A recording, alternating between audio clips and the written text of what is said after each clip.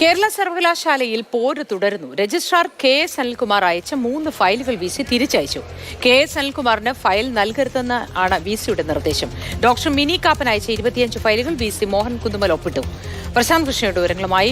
പ്രശാന്ത്, ഈ പോരിങ്ങനെ തുടർന്നാൽ ഇനി ഈ സർവകലാശാലയുടെ ഭാവി എന്താകും? ഉന്നത വിദ്യാഭ്യാസവുമായി ബന്ധപ്പെട്ട പല ഫയലുകളുടെയും കാര്യത്തെ പോലും ഇത് വളരെ ഗൗരവമായി ബാധിക്കില്ലേ? സർവകലാശാലയിൽ അനിശ്ചിതത്വമാണ് മോത്തി.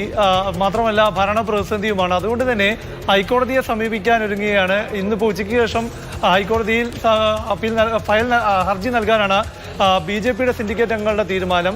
അത് വി.സിക്ക് അനുകൂലമായാണ് അവരുടെ നിലപാട്. അതേസമയം തന്നെ ഈ ഭരണ പ്രതിസന്ധി വി.സിയുടെ പല നിലപാടുകളും കാരണം ഭരണ പ്രതിസന്ധി ഉണ്ട് എന്ന നിലപാടുമായി വി.സി അടിയന്തരമായി സിൻഡിക്കേറ്റ് വിളിക്കണമെന്ന ആവശ്യം സിൻഡിക്കേറ്റിലെ ഇടത് അംഗങ്ങളും ഉന്നയിച്ചിരിക്കുകയാണ്. അങ്ങനെ വി.സിക്ക് കത്ത് നൽകുകയും അവർ ചെയ്തിരിക്കുന്നു. ഏതായാലും വി.സി ആകട്ടെ താൻ സസ്പെൻഡ് ചെയ്ത രജിസ്ട്രാറുടെ ഒരു ഫയലും സ്വീകരിക്കില്ല എന്ന നിലപാടിലാണ്.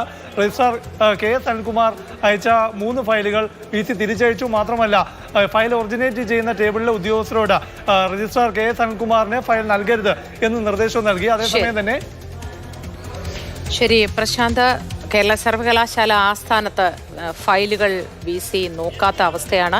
പ്രതിസന്ധി തുടരുകയാണ് ഭരണവുമായി ബന്ധപ്പെട്ട. പ്രശാന്ത് കൃഷ്ണയാണ് വിശദവിവരങ്ങൾ നൽകിയത്.